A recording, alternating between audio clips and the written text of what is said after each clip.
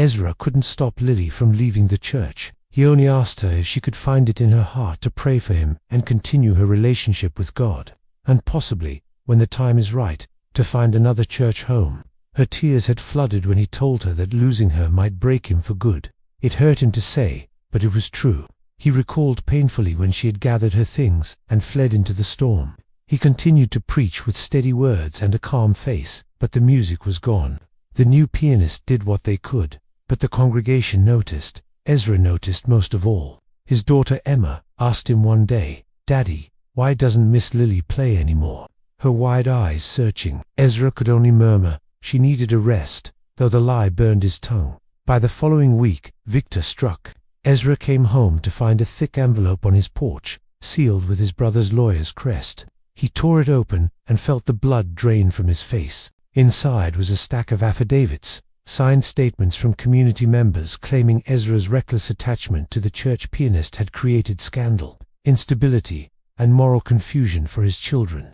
One affidavit was from the same former deacon who had already betrayed him. Another was from a church elder Ezra had counseled through grief, and one, most painfully, bore Lily's name. Ezra sank onto the porch steps, the papers shaking in his hands. Lily's statement wasn't cruel, only factual.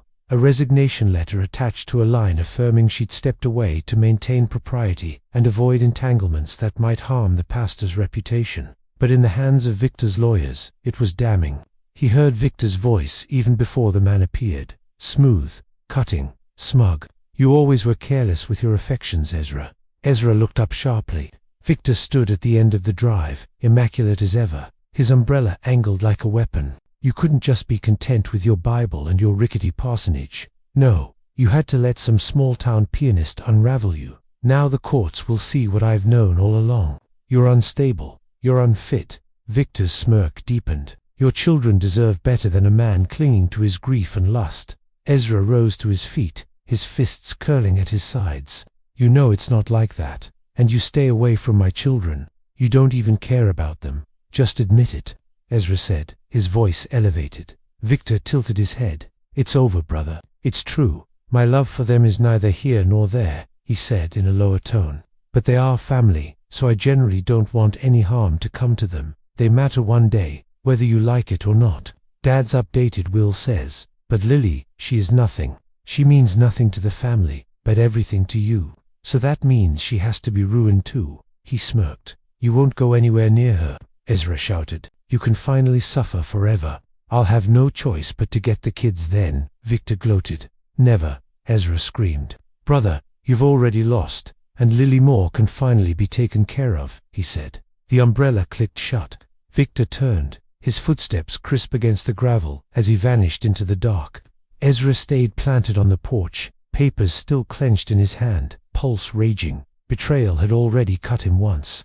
Now it had cut twice, and this time the wound bore Lily's name. But beneath the anger, beneath the grief, something stronger sparked: resolve. If Victor wanted war, Ezra would not face it broken. He would fight for his children, his church, and, whether she knew it or not, for Lily too. Revenge was not fire and fury. It was strategy. Ezra remembered the lessons of the empire he'd fled: contracts, loopholes, and the power of research. Before the pulpit, before marriage, he lived in skyscrapers of glass and steel. Back then, he was Ezra Whitlock, the son expected to carry his father's empire forward. His days had been filled with boardrooms, long tables polished like mirrors, and voices that measured worth in numbers rather than character. He had learned quickly. By 30, he had closed billion-dollar deals, dissected contracts with the precision of a surgeon, and secured acquisitions that left competitors in ruins. His name synonymous with fear and respect in circles where fortunes turned on a signature. Even Victor had once, by mistake, admitted Ezra's brilliance in the art of negotiation. But brilliance had its price. Ezra remembered the nights he had returned to penthouses that felt more like prisons, staring at a face he barely knew. It was in those years he had begun reading more about God. One day, with papers stacked high around him, he had felt a stirring he couldn't explain, a voice telling him he had traded his soul for smoke. So he had walked away. He left behind the Whitlock name, the empire, the endless cycle of deals that fattened his father's legacy, but starved his own heart. He became Ezra Hayes, a man rebuilding from ruin, and then a pastor. Now, when Victor tried to manipulate him, tried to use the same games of power they had once both thrived in, Ezra felt no fear. He had played that world, and he had won. But more importantly, he had walked away from it. Victor underestimated him because he believed Ezra's strength had died when he left the Empire. But Ezra knew better, because the weapons of his past, the knowledge of men, money, and power, were still his. Only now, they were tempered by something greater: the faith he had found, the church he had built, and the growing affections slowly awakening in his heart. And that made him far more dangerous than Victor realized. Ezra spent that night staring at the ceiling, finally understanding he had something his brother would never understand: truth. The next Sunday, Ezra stepped into the pulpit with a fire his congregation hadn't seen in months. He preached not about meekness, but about wolves in sheep's clothing, about betrayal that comes from within, about how God's justice falls hardest on those who exploit the weak. His words rang like iron, heavy and deliberate. The congregation sat rapt, uneasy but stirred. Some glanced at each other, as though they already knew whom the sermon pointed toward. But Ezra didn't stop at sermons. He began visiting members of his flock late into the evenings, not just to pray, but to listen. Whispers surfaced. Deals Victor had made under the table. Donations funneled through shady channels. Bribes disguised as charity. Ezra collected stories, not with tape recorders or subpoenas, but with patience, trust, and the authority of a shepherd who cared for his sheep. The picture that formed was damning. Victor's empire wasn't just cold, it was corrupt.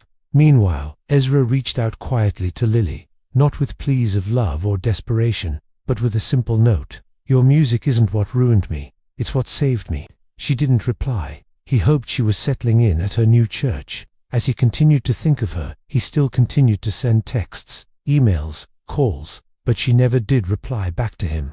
He was a little concerned, but felt it probably best for them to keep distant for now, as he was well aware how drawn he was to her and her music. He just prayed that wherever she was, that she was all right and thriving. So he continued to build his strategy against Victor. Ezra's plan unfolded slowly, carefully. He arranged for members of the congregation to testify, not about his supposed unfitness, but about Victor's manipulation. The same deacon who'd taken bribes broke under Ezra's quiet persistence, confessed in tears to the whole church. Others followed, ashamed but relieved.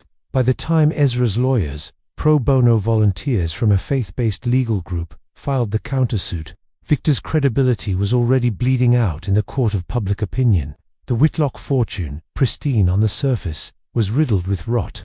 One evening, after tucking the children into bed, Ezra drove to the city and handed a folder to an investigative journalist. "No name," he said. "Print it, and the world will know." 2 months later, headlines screamed of tax evasion, smuggling, and corporate fraud. Victor Whitlock's empire crumbled overnight. Courtrooms replaced boardrooms. Shares plummeted. His lawyers abandoned him when the evidence of bribes to clergy surfaced. The courtroom battles had ended. Victor's empire lay in ruin, his fortune frozen, his schemes exposed, and his lawyers gone. Custody of the children had been reaffirmed to Ezra. His reputation and faith in justice had been restored. He thanked God for this victory, but there was one more person he wanted to share it with: Lily. It had been months since he heard from her directly and often glanced in the direction the piano in thought of her. Ezra had been sending Darren, his restored deacon, to check in on her, and had been getting positive reports of her well-being. After he arrived home late one evening, he called Darren and asked if he could check in on Lily like he normally did. When he received a call back from him 20 minutes later, his life changed forever. "Pastor Hayes, I think we need to call the police." To be continued. Don't forget to like, subscribe, and hit the bell. Part 5 continues the saga.